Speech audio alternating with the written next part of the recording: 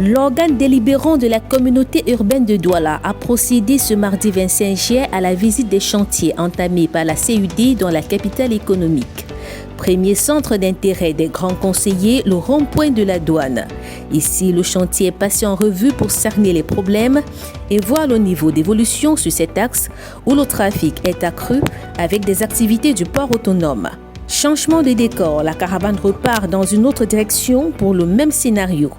À Bonassama, au lieu de rue des Pavés, le tronçon jadis en état de délabrement avancé a été complètement rénové au grand bonheur des populations. Avant, la route était délabrée, très délabrée même. Nous disons merci à monsieur le maire, vraiment merci pour le grand travail qu'il a effectué ici. Nous sommes satisfaits, merci. C'est à ce rythme que le lot des travaux d'aménagement des voiries de la ville vont être examinés par l'organe délibérant de la CUD. Seule ombre au tableau, l'incivisme des citoyens. Des convocations sont servies par-ci, des croix de Saint-André apposées par-là et la méthode forte est aussi employée pour libérer le trottoir et les voies d'évacuation d'eau. Lors de cette tournée, à chaque arrêt, le responsable technique de la CUD fait le point sur l'état d'avancement des travaux. La caravane est aussi passée par Bonamoussadi, Akwa, Koto, Makepe. J'attends que beaucoup de choses ont été faites par anticipation, ne serait-ce que pour maîtriser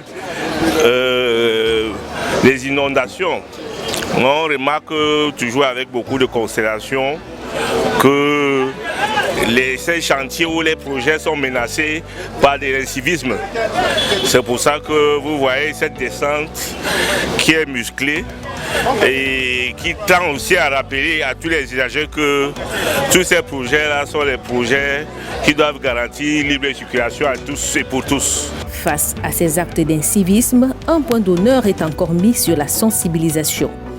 Un mot d'ordre à l'incivisme, à tous ces acteurs qui comprennent qu'ils doivent libérer le trottoir pour permettre, n'est-ce pas, les rigoles de respirer. Et généralement, on accuse les exécutifs, on accuse le conseil de la communauté.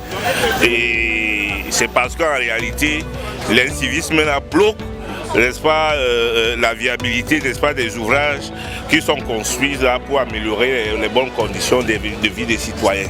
Démarrer avec un léger retard, un coup d'accélérateur doit être donné aux travaux dans l'ensemble qui affichent des points de satisfaction.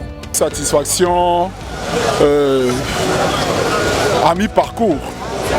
Nous allons donc poursuivre le travail avec les services techniques et nous nous prononcerons mieux, n'est-ce pas, une fois que nous aurons eu tous les éléments, notamment avec les dossiers techniques que nous venons de recevoir, nous allons mieux apprécier.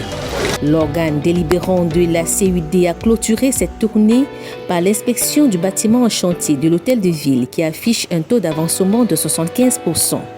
La date probable de réception est prévue en février 2024.